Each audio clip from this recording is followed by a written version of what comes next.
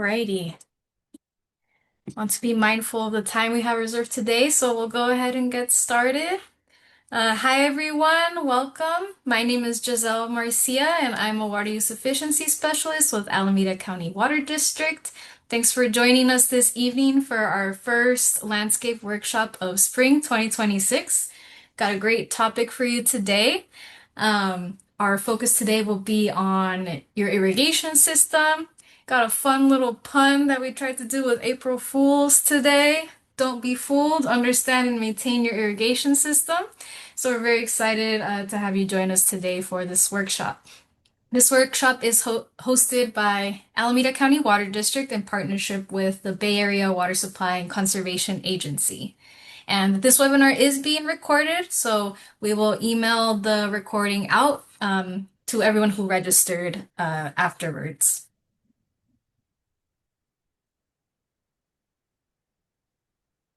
Alrighty, so here's today's agenda. I'll just start by providing some background information on Alameda County Water District and Bosca.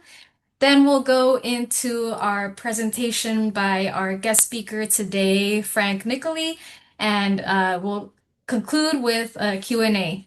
So you can ask all of your questions to our expert here today. All right, so this is a Zoom webinar. You are muted by default, but we highly encourage questions. You can enter the questions in the Q&A box that's at the bottom of your screen throughout the presentation. We'll be monitoring that. Or you can also wait until the end. We will have the opportunity for a Q&A session. You can either type in your question or you can raise your hand during that Q&A session, and we can go ahead and unmute you so you can verbally state your question. All right, now jumping into Alameda County Water District and who we are. So it's the mission of the Alameda County Water District to provide a reliable supply of high quality water at a reasonable price to our customers. The district was founded in 1914, so we have over 100 years of providing service to the cities of Fremont, Newark, and Union City. We serve about 344,000 customers, and we have over 87,000 meter connections. The district has a diverse water supply portfolio. We get our water from a couple of different sources of supply. We get about 40% from our local Alameda Creek watershed. We get another 40% from the State Water Project, and we get about 20% of our water from the San Francisco Hetch Hetchy system. Alrighty, now I want to highlight some of the water use efficiency programs that the district offers our residential customers. So we got a great list here. All of the information about these programs is on our website. If you go to acwd.org/rebates, you can learn more about all the program terms and conditions and how to apply. I'll put the link in the chat after I finish this presentation. But we got a couple of great rebates related to outdoor water use that I want to highlight today, including our weather-based irrigation controller rebate. So we did recently increase the rebate amount for a smart weather-based irrigation controller. You can now receive up to $110.25 for replacing a conventional controller with a smart weather-based irrigation controller. So how the rebate works, it is retroactive, so you just purchase and install the new weather-based irrigation controller, and then you submit your rebate application at our Water Saving Center online portal. The link is here. You can go to watersavingcenter.acwd.org to apply. We do require photos of the weather-based irrigation controller and a receipt that shows proof of purchase. And make sure that when you are purchasing your weather-based irrigation controller that it is WaterSense certified. That is one of the key requirements of the rebate. WaterSense certified devices are certified by the WaterSense program, which is a program by the Environmental Protection Agency, and it's just a verification that these are high quality devices that do result in water savings. All right, another great rebate program we have offering to our customers is our Lawn Be Gone rebate program, where you can receive a rebate for replacing lawn with water efficient landscape. And so, as you're thinking about checking your irrigation system, if you're out there and you think, hey, I want to spruce up my lawn, you can consider applying for our rebates and installing water efficient landscape to replace the grass. So, for residential customers, we do offer a rebate of $2 per square foot of grass that you replace with water efficient landscape, up to a maximum of $3,000. And it is an online application and there is a pre-approval process, so please make sure that you apply before you start any work.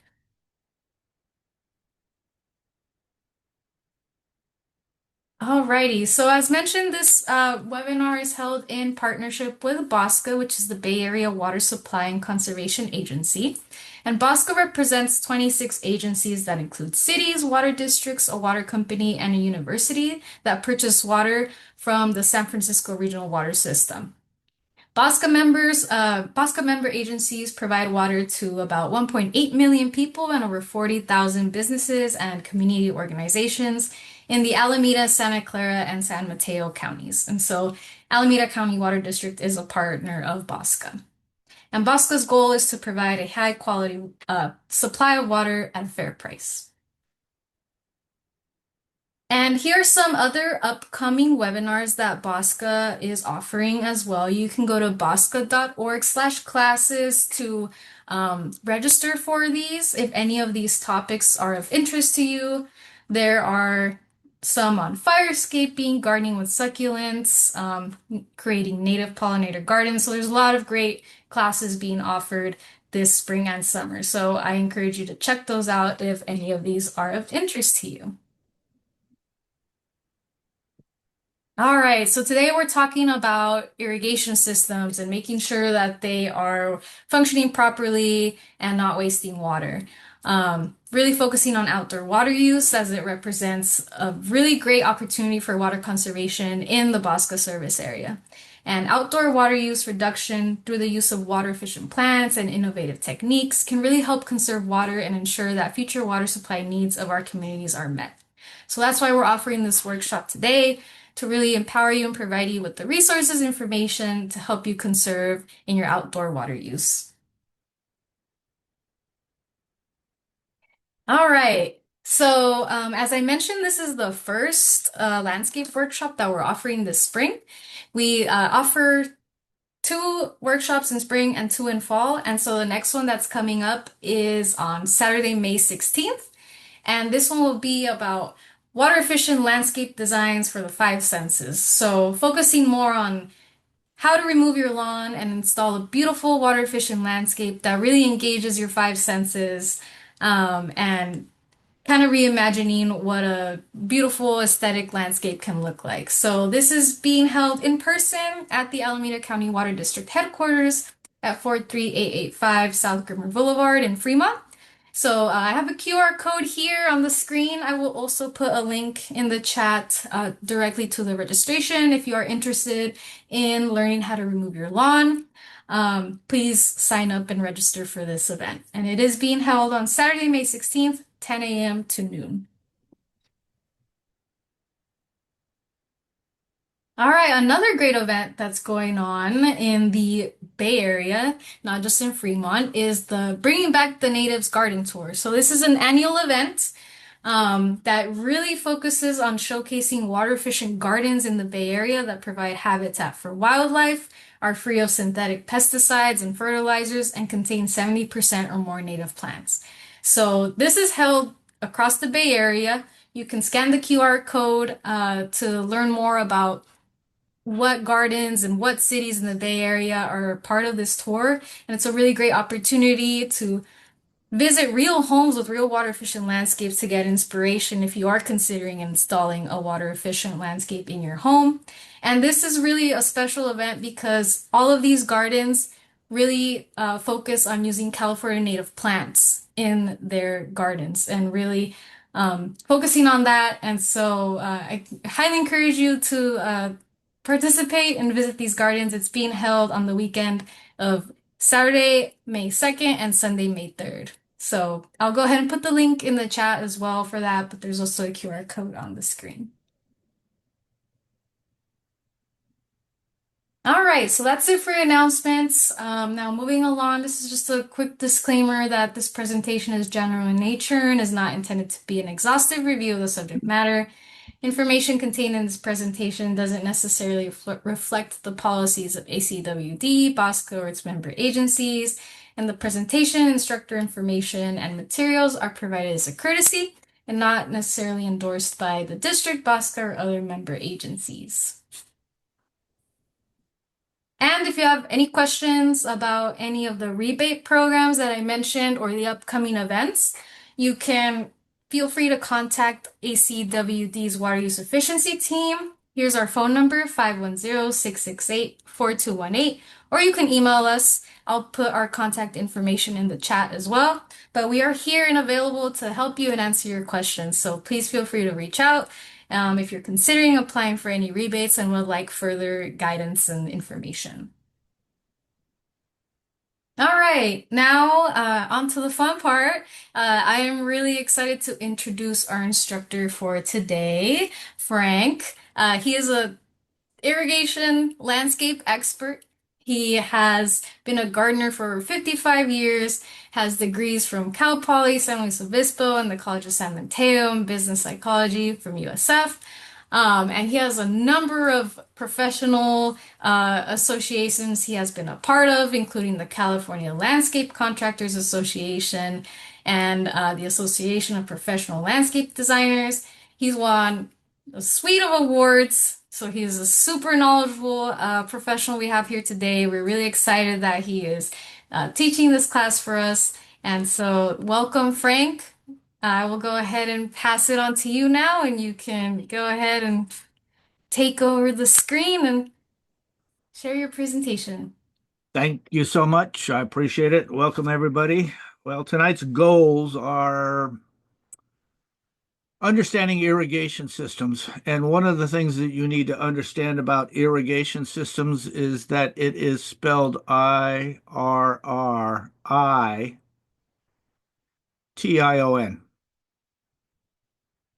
In the contractors field, we call them irrigation systems because there's always problems with them. Most of the problems that we find with these irrigation systems is that they're poorly installed.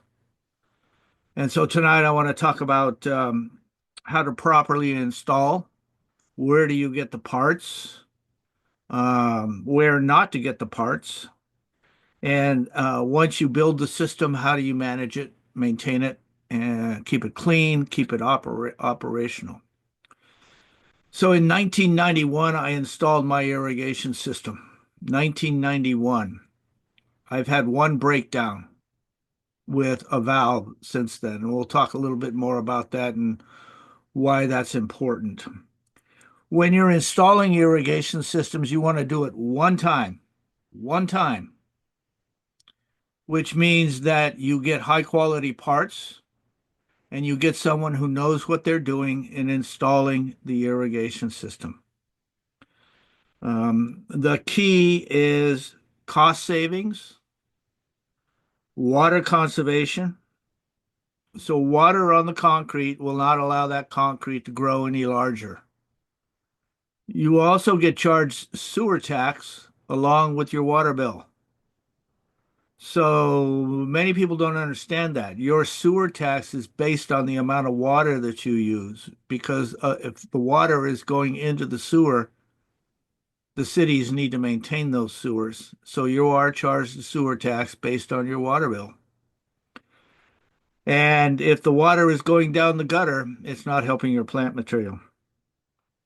The biggest issue I find with a lot of the irrigation systems is that they kill landscapes. And they do it in a number of ways, overwatering and underwatering. Overwatering, you have problems with Phytophthora, Bottosphaeria, Verticillium wilts, Armillaria millia, which is oak root fungus, which has a tendency to cause plants to decline. Underwatering plants causes them to go into what is called drought stress. When a plant is stressed, If a disease or insect happens to come walking by, it's going to kill that plant. So you want to landscape one time. I'm not saying that you do all the plants at the same time, but you're putting in plants one at a time to build your garden. And you want those plants to last. Um, and that has everything to do with your irrigation system. System longevity. You want to buy quality material and have someone who knows what they're doing installing this quality material. If I go buy a car that gets 1 mile per gallon because it was cheap, guess what? Long term, you're going to be spending a lot of money on gas. And unfortunately, that's what happens with a lot of these irrigation systems. They hire somebody who says, "Yeah, I can do that. I know irrigation." And they don't. They don't understand how a system works. And they put in cheap material that they get at the big box stores, which means in anywhere from 5 to 7 years, you're replacing that system, or it doesn't work properly, or your water bills go up, or you've got the wrong controller, or your valves begin to break down. So you want to do quality, and I'm going to talk about where to get that quality. You want professional grade components. So I was a landscape contractor for many years, and one of the worst things that happens to you as a landscape contractor is you get a callback because something has failed. We hate callbacks. We want to get in there, we want to get the job done, we want to get paid, we want to move on to the next job. If I've got to go deal with a callback because a component broke down, that costs me money. So I was always looking for quality materials and working with quality vendors to put quality materials into these irrigation systems. I want genuine parts. I want expert advice. If I have a problem with a piece of equipment, I want to make a phone call and say, "Hey, I've got this and that. What are you guys seeing out there?" And I want somebody to call me back. There are certain companies that you can do that with in terms of your irrigation parts, and there's other companies you can call all day long and you'll never get a call back. I want somebody who's going to certify their products and guarantee them so that I don't have to lose money when I was a contractor. So one of the first things I want to talk about is quality products. And let's see, here we go. In my opinion, Hunter makes the best irrigation parts on the planet. If you call them, and they have their numbers here on the support side, they will call you back. They have representatives that wander around this area. There's two of them in this particular area that if you have a problem with the controller or if you have a problem with irrigation stuff, they will help you. They'll actually sometimes come to your house if they're not crazy busy. So these guys are quality, quality, quality. If you look at the top, landscape irrigation, landscape lighting, golf, ag, dispensing, we don't care about that, custom manufacturing, architectural lighting and such. We want landscape irrigation. So if I click on this link, I can look at the products that are available to me from the Hunter stable of products. And I can make selections based on what I want to do. The good news is that this stuff is very readily available if you go to the right place. Big box does not carry this stuff. Everybody hear that? Big box doesn't carry this stuff. You want to go where the contractors go. And where do the contractors go? They go to Ewing Irrigation Supply in San Carlos, and there's two in San Jose. They go to Site 1, one in San Carlos and two in San Jose, and one in Hayward. Ewing is also in Hayward. So you want to get material that is commercial grade and this is where the contractors shop. So if I go into irrigation, I have all kinds of cool things that I can look at. If you go in there and it's 7 o'clock in the morning, they will ignore you because you look like and smell like a homeowner, and they want to work with the contractors. When I was a contractor, I was giving them anywhere from ten to $20,000 a month in irrigation parts. So they're going to give me coffee, they're going to give me donuts at 7 o'clock in the morning when I'm picking up materials for my crews. So you don't want to be there at 7 o'clock. They're going to ignore you.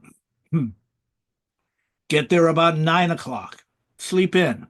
Get there at 9 o'clock, and they'll help you. They'll help you find whatever you need. If you have questions, they'll spend time with you, but they're not going to spend time with you at 7 in the morning. 7 to about 9 o'clock is contractors. They're not going to spend time with you at noon. They serve us hot dogs and pizza because they want us to come back and have lunch and buy more stuff. But you're not going to get that because you're a homeowner. So you want to go there about 1:30 when the contractors are gone. Contractors are back there again at 4 o'clock in the afternoon getting stuff for tomorrow. And so you don't want to be there. 5:30 before they close at 6, they're more than happy to help you. These guys know their stuff. They really are good at what they do. Um, I've been working with Ewing Irrigation and with Site One for years, and they're very good at what they do. They have the commercial controllers. They have commercial drip irrigation, all the fittings that you want, hardware. And if you like hardware stores, you walk into this place and it's like Nirvana. This place is great. Landscape supplies, they've got it. Whatever you need. You need edging, you need tools, you need supplies, planter boxes, whatever it is, they've got it. So you want to shop with these guys. Stay away from big box. Their stuff is not commercial grade. I hate to say it, but it's true. So you want to buy from quality, and if you are looking for high quality at a reasonable price, then it's Hunter products. So I can't emphasize this uh, even more. I just take my advice on this. Just get quality stuff at a quality store. If I buy something from Ewing and it doesn't quite work, and I go back there and I say, "Hey, there's a problem with this thing," they're going to fix it. They're going to take care of you. They really are, and some really good people at these places. So go at the right times, and they'll help you. So when we talk about irrigation systems, we want to do pre-season checks. So the commercial landscape companies started in February to fire up their irrigation systems. So February is kind of a quiet month for most irrigation companies and for most commercial landscape companies. So they schedule a lot of their irrigation checks in February, not only to increase their bottom line, to repair and get ready for the season. So it's the best time to start doing it. Homeowner side, whenever you can do it, I suggest earlier is better. But if you haven't fired up your irrigation systems, then it's time to do testing. You want to make sure that you check for damage. Let's see, damage. Here we go. Damaged irrigation heads, broken sprinklers. There's another broken sprinkler.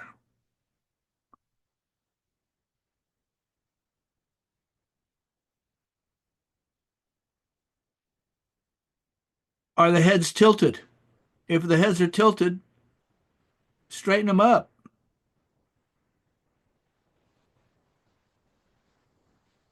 So these are all problems that you're going to find in an irrigation system. but you need to turn it on and look for the problems. Um, if you have irrigation heads that are damaged, it's almost better to replace them than to fix them. So this one probably got hit by a lawnmower or a weed eater or a squirrel chewed it. Just replace it. It's not worth the time and money to try to repair it unless it's a very easy repair, and we'll talk about some of the easy repairs in just a minute. So you're going to run each zone on your irrigation controller, and you're going to have a clipboard and a piece of paper with you so that you can write down the hydrozone and the problems that you're seeing. Don't be afraid to take pictures. And then when you go into Ewing or Site 1, show them the pictures. Say, hey, this is what I got. How do I fix it? And they'll help you fix it. So it's almost better to sometimes replace. I mean, this is a replace. This has got to go. This is probably lawnmower blight. A lawnmower hit it, or a weed eater hit it and broke the head. You want to run each zone and you want to observe the coverage. So when I say observe the coverage, there's a quick way to check. Let's see, where is it? What am I looking for here? That's not it. This is not it. I know it's here somewhere. There's a quick way to check and see if your irrigation system is working correctly. I know I had it. Where did it go? Let me find it. You can do what are called catch cans, a catch can test.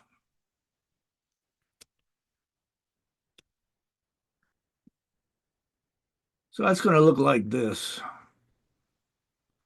So you're going to put out these catch cans. And you don't necessarily have to put out these catch cans with these kinds of catch cans. I've used tuna cans. So here's one with a tuna can. What you're doing is laying them out in a specific grid, and you can catch the grid all over the internet. There's plenty of information on how to do a catch can test.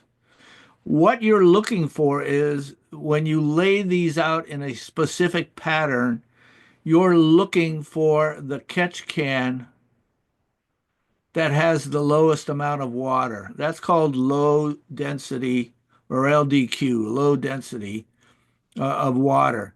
That's where your irrigation system is lacking. For some reason, that catch can is not getting the same amount of water as all the others.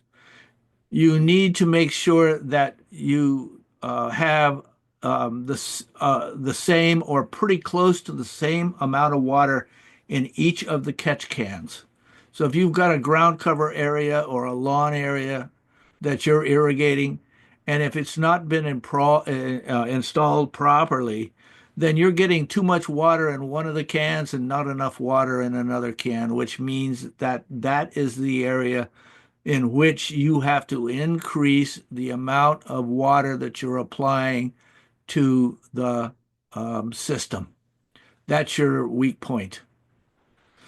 And so doing a catch can test, if you've got ground cover or turf, is a good way to get an understanding of your irrigation uniformity. Very important that you understand this concept.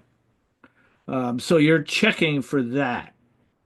You're also looking at your controller. So if you've got an irrigation controller, and by far and away the best irrigation controller, in my opinion, is the Hunter Hydrowise. It's this one here. This is the Hunter controllers. Let's see, where is the Hydrowise? Here it is. So this is the Hunter Hydrowise. This is a smart controller. One of the things that you need to understand about smart controllers is they're dumb. Garbage in, garbage out. You've got to program this controller and you've got to calibrate it to your landscape. It takes anywhere from 3 to 6 months to do that.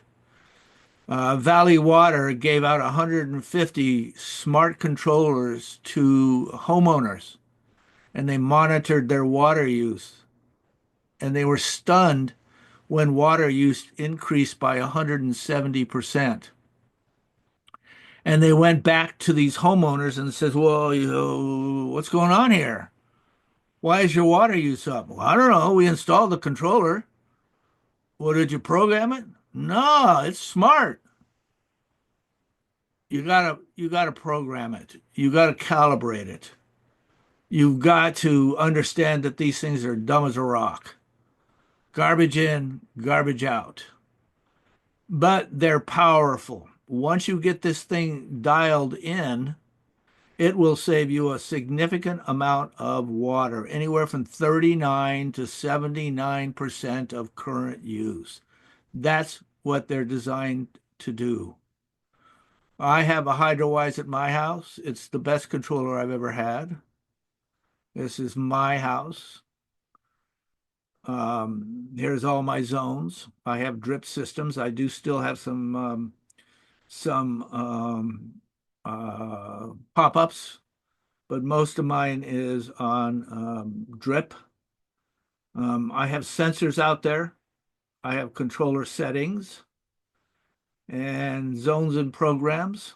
I can program this thing to do what I want it to do. So my front patio drip system, I have what is called a virtual solar sink. So what this is a weather station and it monitors weather.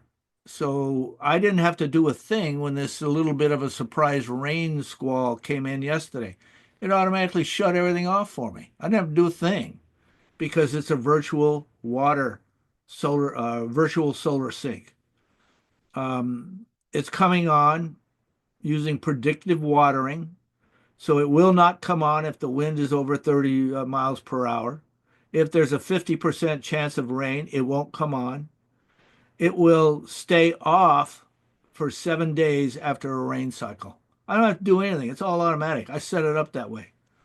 I have it on a cycle and soak so that the irrigation system comes on, waters for part of the cycle. So it waters at 15-minute cycles, allows that water to percolate into the soil, shuts off.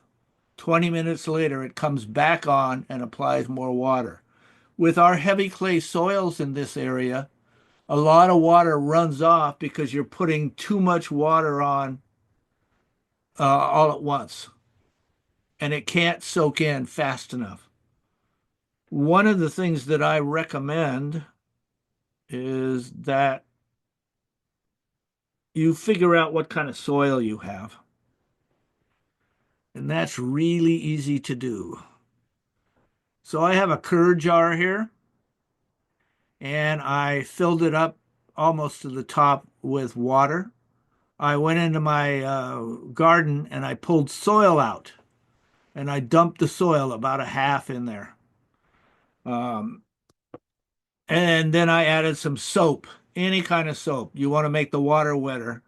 I shook it up and then I set it down on the ground and I let it sit until all of the particulate matter settled out.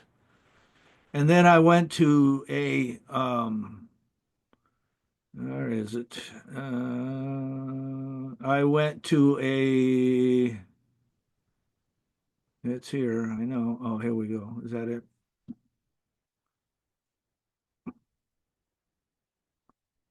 Where is my Safari? Ah, there we go. I went to Safari and I went to Soil Triangle.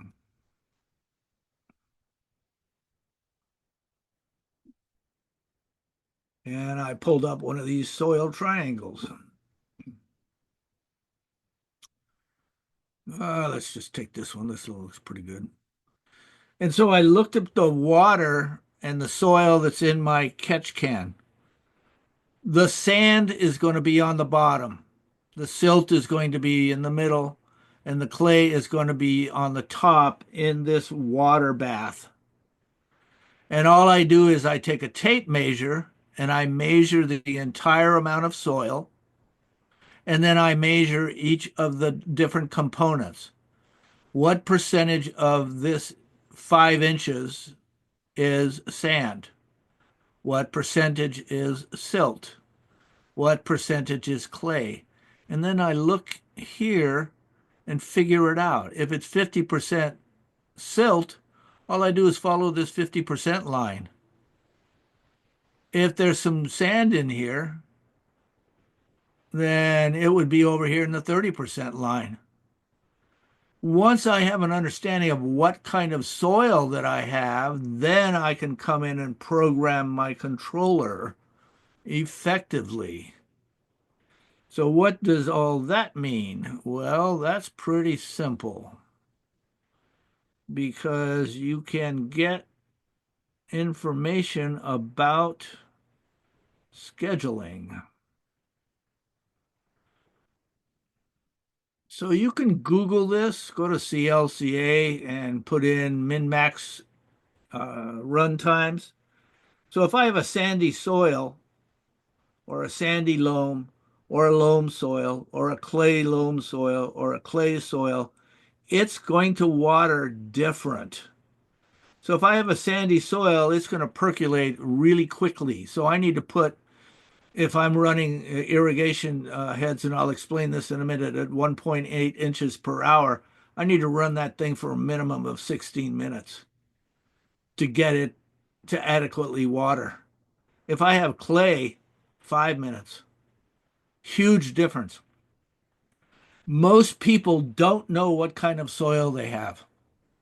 And so they just sort of pull a number out of their head and throw it into the controller and hope it works. You got to be a lot more scientific than that. Um, Irrigation controllers have what are called precipitation rates.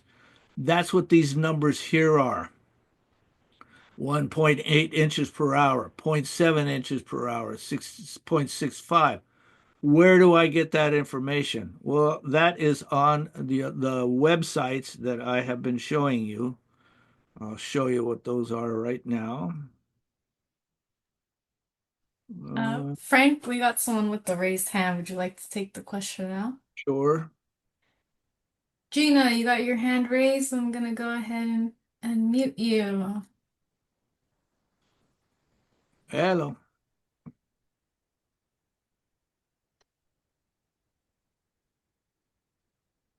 Hey Gina, you had your hand raised. Do you have a question? Sorry, I accidentally pressed the hand raise button and I didn't realize it. I'm so sorry. Oh, Okay, no worries. I am thoroughly enjoying this presentation. Thank you so much. you owe me 20 push-ups, Gina. All So right, when go ahead, Frank. yeah. So when you go in, I don't want landscape, I want irrigation. And I go to products. Let's go to nozzles. And I'm going to look at these high efficiency nozzles. And I'm just going to pick one just for the sake of argument. Let's see. All right, here we go. This is a pro high efficiency nozzle. Right here, precipitation rates approximately 1.6 inches per hour. Okay, so if I look at that and I go back to my chart, and that chart is right here. Well, this is pretty close, 1.8 inches per hour. I've got loamy soil, so I'm going to run that thing max at 10, minimum at 5. This takes the guesswork out of how you're programming your irrigation system. You can't fly by the seat of your pants when you're doing this because you won't save water at a high rate. So you need to know A, type of soil. Are you on a slope?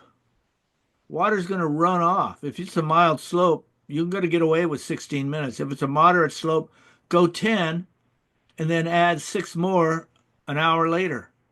That's called cycle and soak. My irrigation controller will do cycle and soak. It's automatic. I just set it up that way and it just takes it from there. How did I figure it out?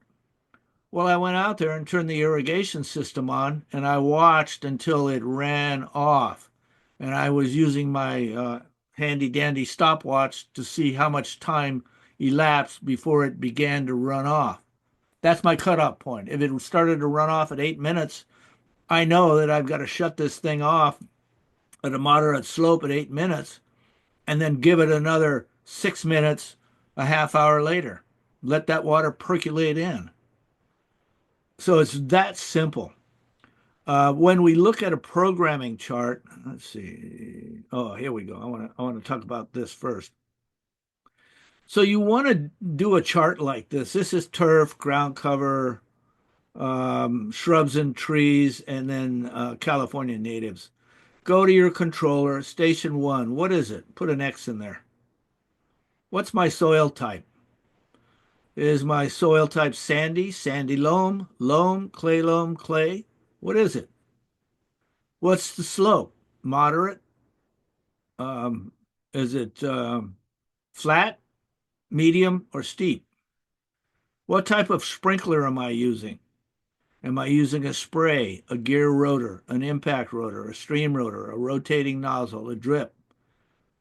Put that information in here. Information is key. Ask Google. That's how they made all their money. Is it in shade, part sun, full sun, or is it reflected? Is it reflected off a wall or reflected off concrete or blacktop? That's what reflected is. Put an X mark in there. When we talk about controllers, you can set up schedules. So what we have are called evapotranspiration rates. All plants have them. All irrigation systems live and die by their evapotranspiration rates. What is evapotranspiration? So when I apply water, part of that water evaporates. Part of that water soaks into the soil and the plant transpires. Evapotranspiration. Each month, depending on temperature, has what is called reference ET. So in January, it's not very hot. So my reference ET is very low. As I get into July, my reference ET is going through the roof. I'm at 7.11, which means I got to water like crazy. If I look at the required water over here, in July, I'm at 10.34 in comparison to January at 1.96. This is my precipitation rate. If I change that precipitation rate to match that 1.2, then everything's going to change. Over here, it tells you that I need in January, if it's not raining, I need 17 minutes a week, which means there's 2 cycles a week. In July, I need 90 minutes a week, which means 9 cycles a week. It's all based on ET. Where do I get this? You can Google evapotranspiration, San Francisco Bay Area, and it'll give it to you. Here happens to be the one from the California Landscape Contractors Association. So here's San Jose, here's Woodside. You can notice that the Woodside and San Jose are different. Here's Fremont. Here's Carneros, Morgan Hill. Where's Twitchell Island? I don't even know where that is. Is that in California? So here's all the ET stuff. If you want to find out your evapotranspiration rates, just Google evapotranspiration rates for your city and it'll come up. Or you can try to get it from CLCA. Sometimes they'll give this stuff to you, sometimes they won't. I happen to have a bunch of it. Here is San Joaquin Valley, or this is LA. Yeah, this is LA. I happen to have a bunch of them because I'm a water manager. I did a lot of water management. once you can get this stuff in, then you can do scheduling. And you want to do a scientific schedule. And here is shrubs and ground covers, which is going to be different than shrubs and trees. This is turf.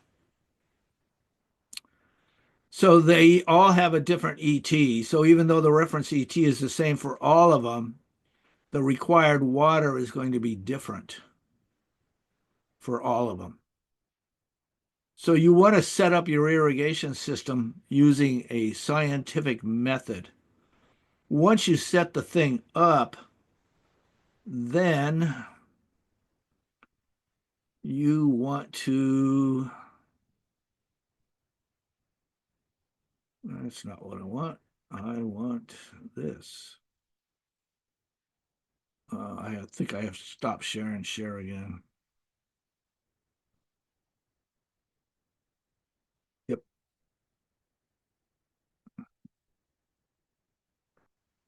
Let me. So you want to write it down or put it on an iPad, and every time you change that irrigation, you make a note of it. So this is the one that we used when I had my company. If someone came in and changed station one, they would write the times in and the date that they changed it, what time the thing was coming on, and we could go into our iPads because all my crews had iPads. They could look it up and they say, "Oh, okay, Mrs. Faditch, Milo was there. He noticed that the lawn was a little dry. He changed it. I'm here. I'm noticing the lawn's dry, but Milo's already on it."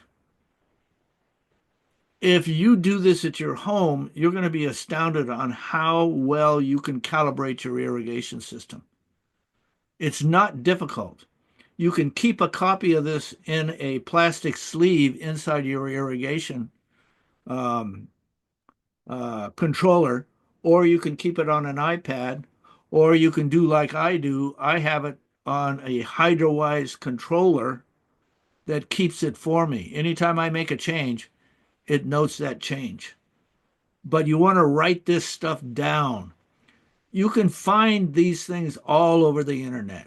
Just search for irrigation controller um, sheets or something, Excel spreadsheet, and you can pull these things up and you can customize it for your particular garden.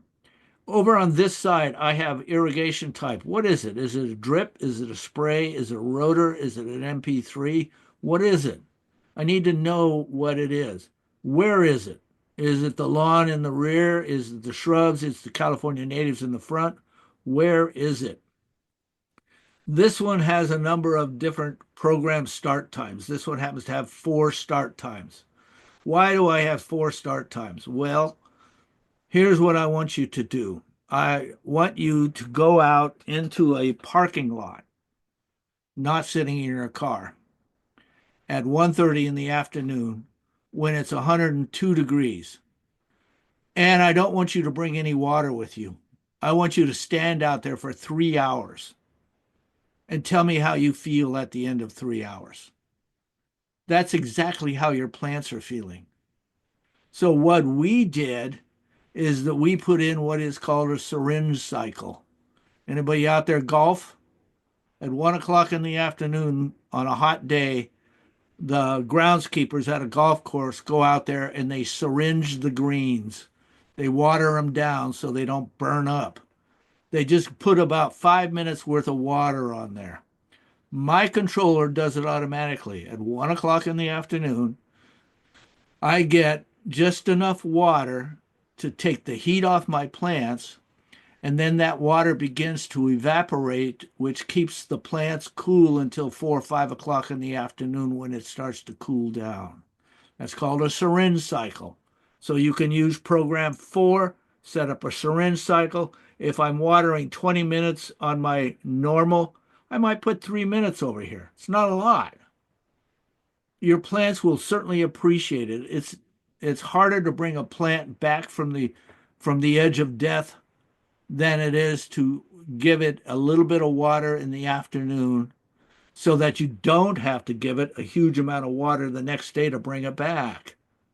So it's a syringe cycle, and I usually use program 4 to do that. If I've got a drip system, I still allow that drip system to put about 10 minutes out in the afternoon on a hot day just to cool my plants down.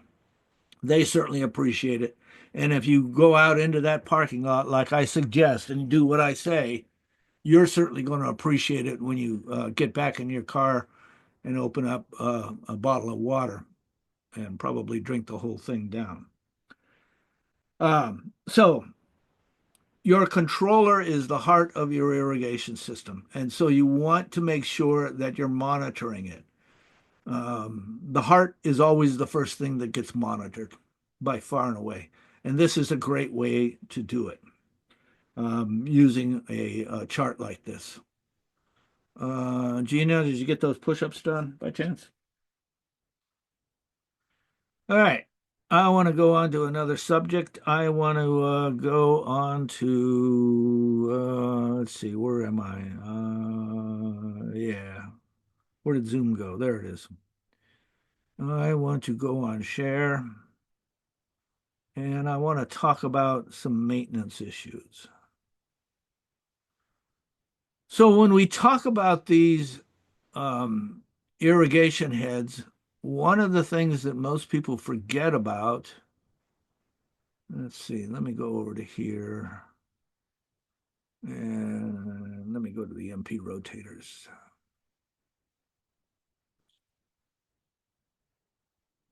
Are these little devils? These are filters, usually 80 micron. So we have particulate matter in our irrigation systems. We get our stuff from Hetch Hetchy and it picks up soil, pieces of rust, dead bugs, whatever. And it, even though they filter like crazy, that's some of that stuff still gets through. Some of it just comes from our own pipes. And so these filters are supposed to keep the particulate matter from clogging the heads. This is not a forever filter. In the springtime, you want to pop these heads off, take a toothbrush, and clean them off. If they're really bad, buy new ones. You'll notice that there's different colors. You want to make sure that you get the right color for your irrigation head. Just go to your website and it'll show you the color.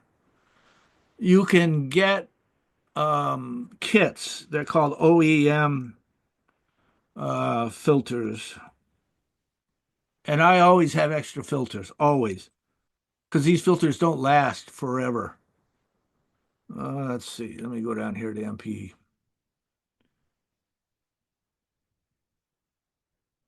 So here's the different colors based on the model that I have. Here's the mesh size. Here's a 250 micron, 420 micron, 840 micron, whatever. But you want to make sure that you clean these filters out or replace them because they don't last forever. They fill up with particulate matter or soil, or if you've got a broken head somewhere, it can clog with soil or bark, whatever it is. You want to make sure that these things are clean. If you happen to have a drip system, and drip systems should have, let me go drip.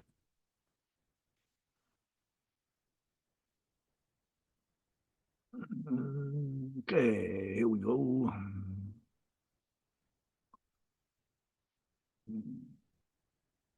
So this is a drip system, and this happens to be the valves that go with that drip system.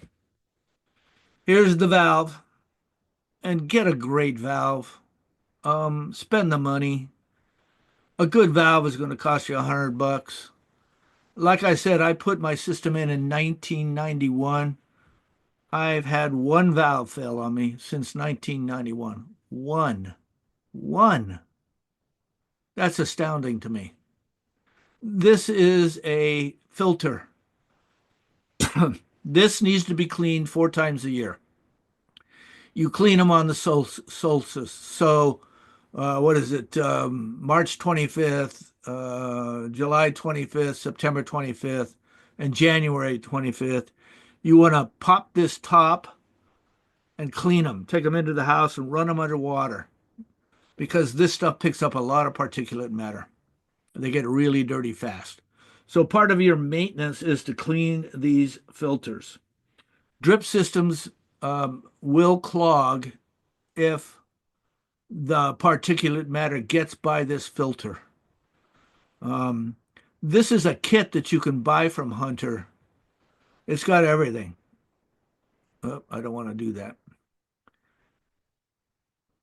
It's a one and done kit. So I can get a drip control system 1 inch.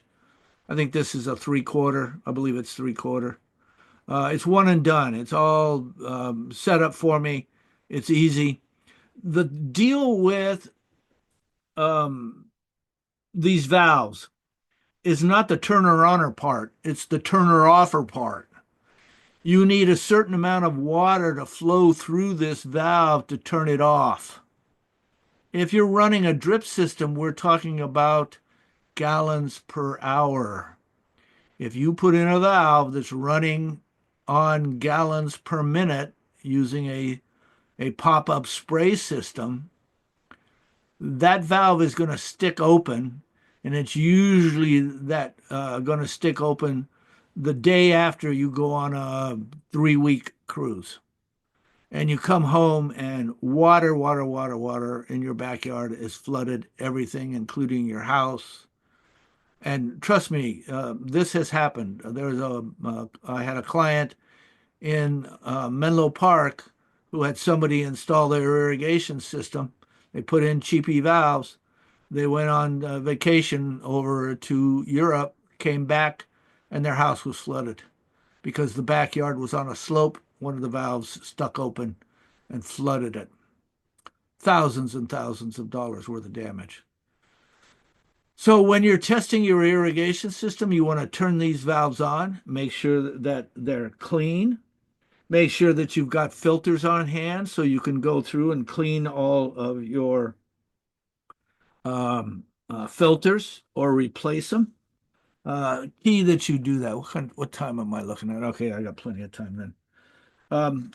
The other part of maintenance is that if you've got heads that are tilted, straighten them up because this thing is watering more down than up.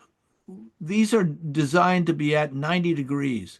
How do they get this way? Lawnmower wheels hit them, squirrels dig at them. They're in a pretty rough environment, and so they go all kerwackety at all times. So you want to make sure that they're upright, and don't be afraid to replace them if they're broken. I mean, if they're broken, just don't even mess with it. Just replace the thing. One of the other things that I want to talk about is that when we talk about products, I want to talk about this for just a minute. So, pop-up heights. So these are all pop-ups. You guys all know what these things are. Most garden janitors put the wrong pop-ups in. They go in and they get a 2-inch pop-up and they put it in the turf. Well, your turf grows 3 to 6 inches tall. So the minute that this thing goes in the ground, it's already obsolete. So if you're growing turf, minimum of 6 inches. Don't even think about 4 inches, 3 inches, 2 inches. These are for the garden janitors. Be a professional and put a sixer in there. Price wise, $2 more. Well worth it.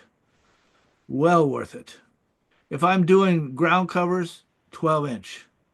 I want to do a 12-inch. The other part I want to show you is that you want a good valve because these things pop up I mean, not valve, pop-up. You want a good pop-up because these things pop up and they have this white thing here. That is called a wiper seal. That wiper seal keeps you from having a water feature. So if you've got water blowing by like this, probably going to be the wiper seal. So you want to make sure you get a product that has a great wiper seal. Toro, look at that wiper seal. That's garbage. This is Toro. Where do you get Toro? Big box. No wiper seal. 2 years down the line, all the sand and garbage that gets into your system is going to tear that wiper seal up. So you want a good wiper seal. If in fact you have a pop-up that has a bad wiper seal, you just unscrew this cap, take it down to Ewing or Site One, and buy another one. These are cheap. They're about $5, which is going to save you a ton of money in agua. So don't buy a cheap head with a cheap wiper seal because in the long run you're going to pay for it. Look at that. That thing's puny. It's going to blow by in no time at all. Garbage, garbage, garbage, garbage, garbage in, garbage out. I'm telling you. Spend the money, do it one time, and do it right. Okay. All right. Adjusting heads. So when we um, have irrigation heads, we have adjusters. So if I look at sprinklers and nozzles, yeah, these things are adjustable, or you can get fixed. Come on, there we go. So 5 feet, 180-degree MPR nozzle, match precipitation rate. That's what MPR means. Don't worry so much about that just yet. The MP rotators work on a different schedule. Oh, by the way, if you notice inside of this head, let me see if it's got, no, that's not the one I want. I want to go back. Yeah, yeah. Nozzles. Come on. This is the one I want to show you. So see this little screw in there? That's to do fine adjusting, not big adjusting. You can't rely on this little screw to adjust this head properly. It says it's throwing 10 feet, and if I buy this thing and I say, well, I'm going to just turn this little screw so I can get down to 5 feet, ain't going to work. This filter is key in that process. If you decide, oh, screw it, I'm not going to use the filters and toss them, this little screw is not going to work. This is a variable angle nozzle, which means I can twist this to various angles. I'm not a big fan of variable arc nozzles.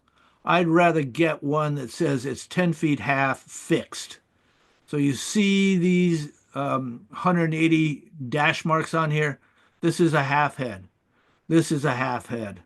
These vans don't have those hash marks on it, which means that they go all over the place. Why don't I like them? Because they move. They just don't stay put. So stay away from the vans. You might want to think, oh, I'm just going to save me some money and just buy vans. Nah, don't do that. Get the good ones. These happens to be Rainbirds, which are okay. Um, but I would prefer that you get the right head for the right product. On the Hunter heads, You also have, let me get irrigation product MP rotators. Where are they? Right there. You can use a tool to adjust these. So I can adjust these throws or open and close them to a certain degree. They also have a little screw on top. Don't worry about that little screw on top. Notice the precipitation rate on this, 0.4 inches per hour. Why is that important to me, Frank? Well, if I'm on heavy clay soil and if I buy a irrigation nozzle that's putting out 1.75, and that's what the rainbirds are doing, 1.75, that's putting out too much water for my clay soil. I want a precipitation rate that's around zero point 0.4 inches per hour because this nozzle is putting it on low and slow and allowing it to percolate in. If you've got clay soil, you want to definitely think about MP rotators. Are they expensive? Yes, they are. They're about $6 a nozzle in comparison to a $2 or $3 nozzle. But it goes back to that car that is getting 1 mile per gallon. You're in it for the long run. Your savings is long run savings. Water prices are not going down. It's like gas, it's not going down. The Strait of Hormuz for water closed a long time ago, and water purveyors are not going to lower their rates for a fact. If you look at the trajectory of water prices, Menlo Park, for example, is up 180%. Ouch. So if you cheap out on the nozzle, in the long run, you're going to pay. So you want to get a good nozzle out there and you want to adjust it so that it is watering your plants and not watering concrete or the building or the flagpole or whatever else. You want a good nozzle. Um, let's see. Technology continually changes. And once you have a system in the ground, you want to go back to the websites and just check to see what else is new. So when these MP rotators first came out, they had a higher precipitation rate. And everybody started putting them in. And then they came out with this one with a 0.4. Well, we went to our clients and says, hey, we can save you water by just changing these nozzles. How much are they going to cost? $6 a piece. Oh yeah, go ahead, do it. And we eventually were able to save them more water. So don't, technology changes all the time. They're not like the Apple phone that changes daily. I mean, what are we at? Apple 28 or something? I don't know. I think I still have a 13. I don't even know. So it's not like computers that turn into a doorstop after 4 years.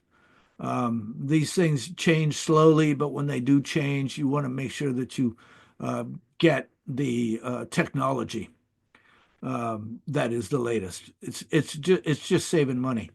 This has what is called a double pop feature, and what it does is it does dump debris from the nozzle itself, which is really nice.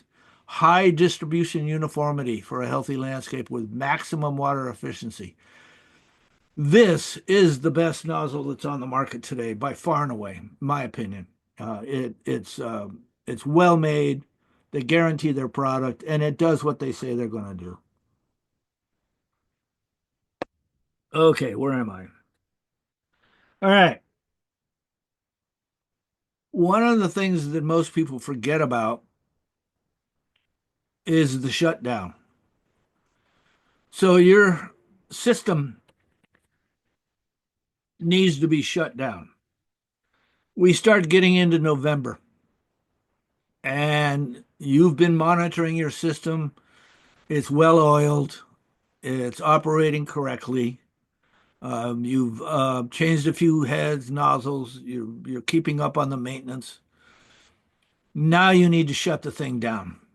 If you're in snow country, you need to make sure that it is protected from frost. There are materials out there that will help you do that, especially if you have above ground valves.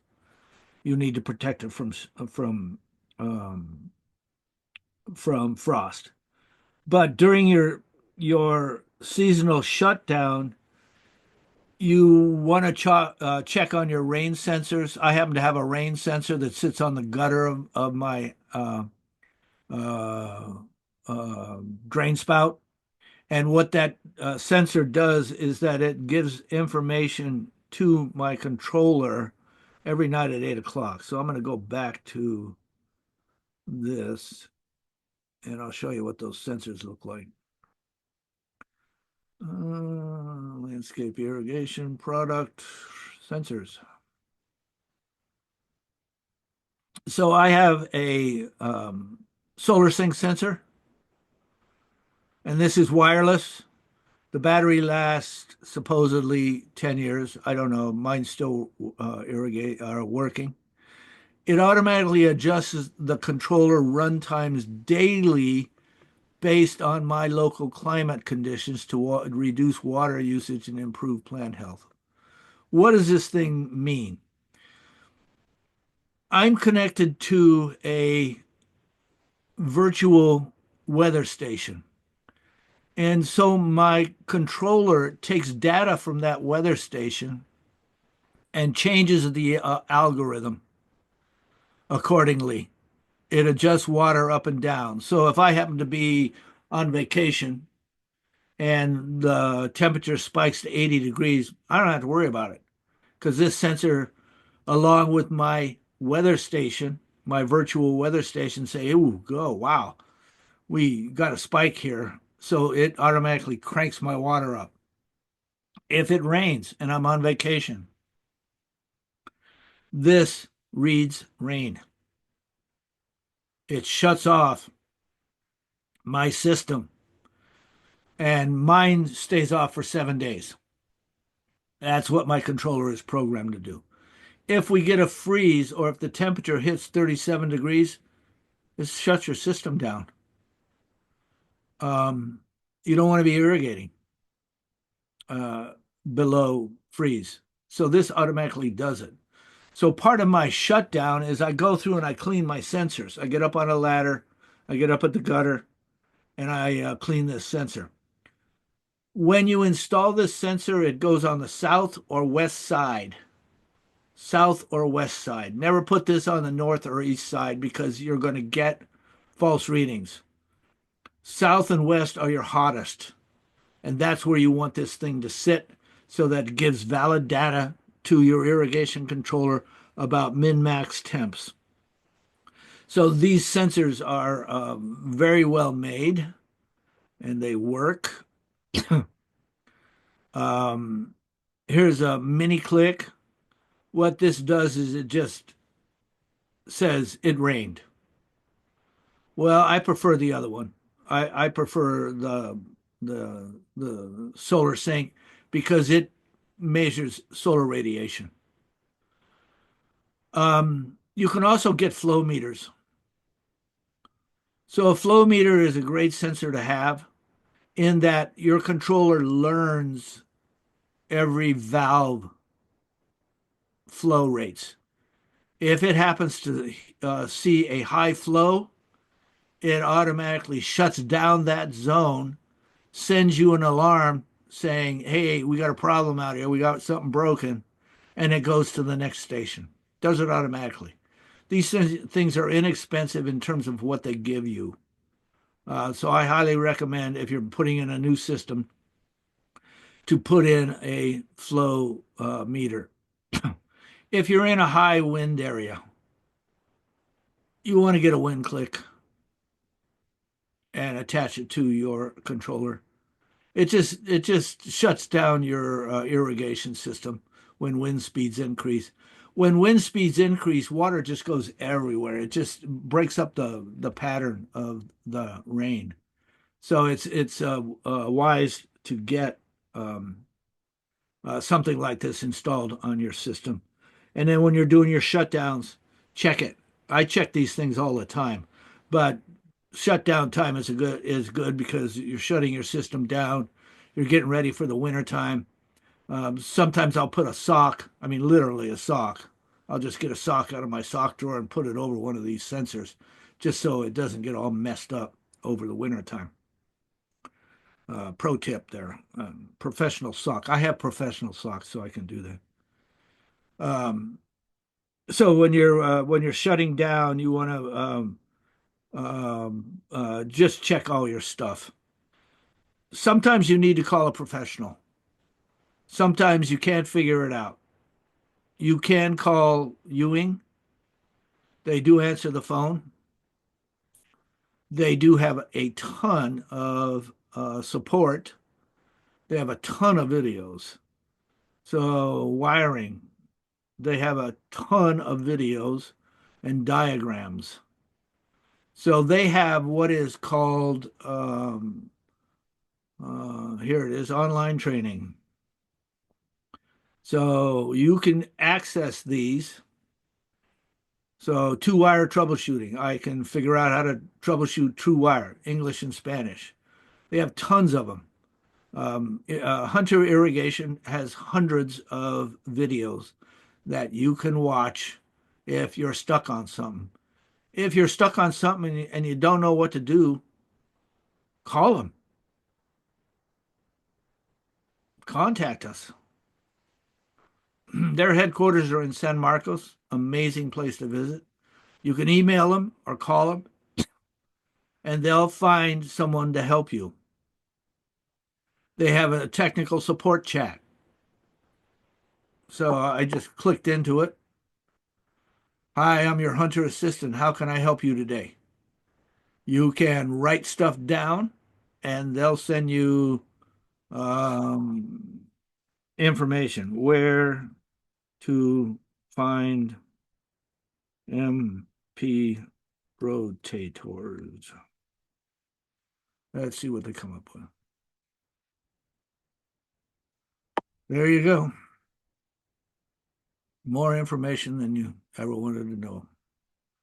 So use the website. These guys are great. They do a great product and they will help you a lot. Trust me, they will. Let's see. What else do I have? I think I need to kind of wrap this up, see if you guys have questions. So buy professional, buy good stuff. Don't buy garbage in, garbage out. Trust me. Save your receipts. When you buy good stuff, put them in a folder. Save your receipts. Why? Well, it's got the SKU numbers on there in case you need to replace them for one thing. And if you have a problem, Hunter warranties these things to the max. And you can just show them a receipt and they'll replace it. No questions asked. Trust me. So use quality products. Get them at the right place. Get them at Ewing Site 1.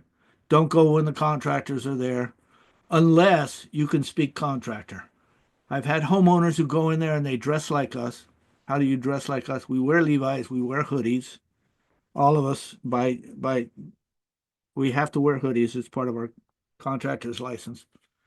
Um, you're dirty, throw dirt on yourself so you look like a contractor, and then you'll get donuts and coffee. Any questions out there, Giselle? Getting all the good tips and tricks here. Honestly though, a lot of stuff that where else are you gonna learn it except through experience, right? Um, Absolutely. so yeah, super valuable knowledge you shared with us today. Thanks, Frank. We did have a few questions come in through the chat through your presentation, so I can go ahead and read them off, or do you want to access the Q&A? Whatever works for you. No, go ahead and read them off. Gotcha.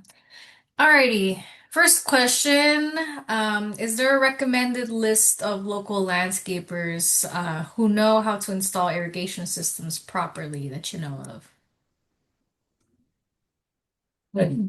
Oh, yeah, there are. You can go to www.clca.org.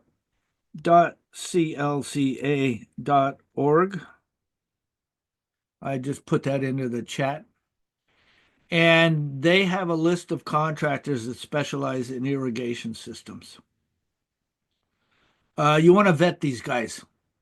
If you bring them to your house, you want to ask them hard questions. You want to get references.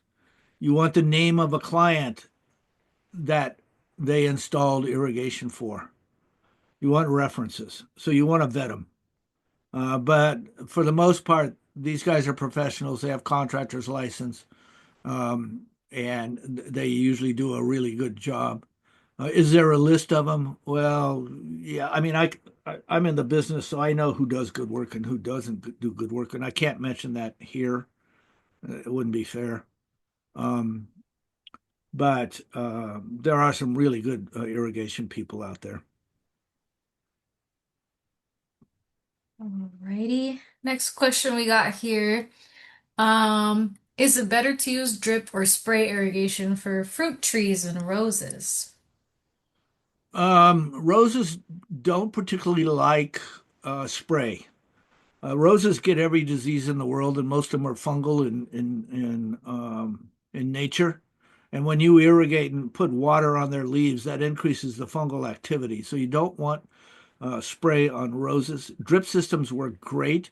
What systems do I recommend? The best, other than Hunter. Hunter makes a really good drip system. The other one I recommend is Netafim. I'll put the name in the chat. Netafim is one of the best drip systems out there. If you're going to buy Netafim, don't buy the quarter inch. Buy the half inch or 17 mil because it doesn't clog. Quarter inch clogs every time. This is an inline emitter system, and it works really well for drip. You can go to the Netafim website and they have diagrams on how to install this stuff. So if you've got fruit trees, it'll show you exactly how to do it. It's real easy. It's really simple stuff. But I love the Netafim. All my drip systems at my house is Netafim, and it doesn't clog. It works. I grow a lot of veggies, and all my plants are on drip.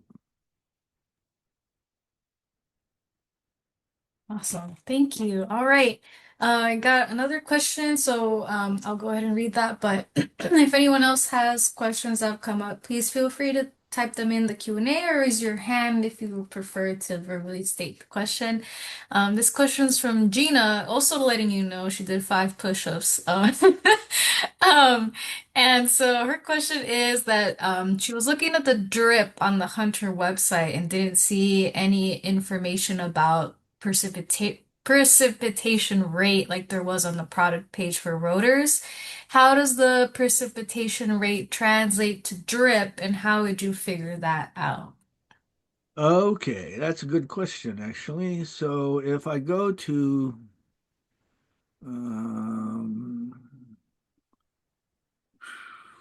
where is drip, drip, drip, micro irrigation. So when we talk about drip, we're talking about gallons per hour. So there is no real precipitation rate. It's a flow rate. So my flow rate, talking too much. Here we go. Flow rate, zero point 0.4 gallons per hour, zero point 0.6 gallons per hour, zero point 0.9 gallons per hour. If I'm on a heavy clay soil, I want it low and slow. I'm going to use zero point 0.4. If I'm on loamy soil, I'm going to use zero point 0.6. If I'm on sandy soil, I'm in Foster City. I have sandy soil. I have a sandy loam. So I'm using zero point 0.9 gallons per hour for my irrigation system or for my drip system. So this is called HDL. It's really good stuff. They have a couple of different kinds of drip out there, but HDL works. And so the precipitation rate is nil when you go into drip. Precipitation rates are working on gallons or inches per hour, where drip is flow rate.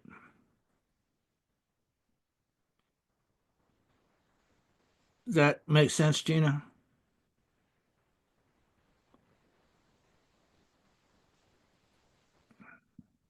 Think so. Raise your hand if you have a follow-up or she said, yes, thank you. Awesome. Alrighty. Good questions today. Any other questions? Feel free to raise your hand if you'd like to verbally state it, or again, you can type it into the Q&A box. Not seeing any more for now, but you got a lot of great information today. Um, got a lot of links and resources in the chat. And so, like I mentioned, this webinar was recorded, so we will be emailing out the recording when it's downloaded, and we can include these links in that follow-up email as well. Cool. Alrighty. Thank you again so much, Frank, for teaching this class. Thank you all for attending, and asking your great questions and learning more about proper irrigation system maintenance. You got all the industry tips and tricks here today. So thanks again, Frank, for sharing all of those that knowledge. We're always happy to partner with you. And yeah, thank you all for joining. I hope you can join us for our second landscape workshop that we're hosting at our headquarters May 16th. It'll be a great one as well. So All with right. that, I don't see any more questions, so we can call it an evening. Thank you for taking care of me. Thank you, Frank. Thank you, everyone. Have a good rest of your night. Bye bye. Bye.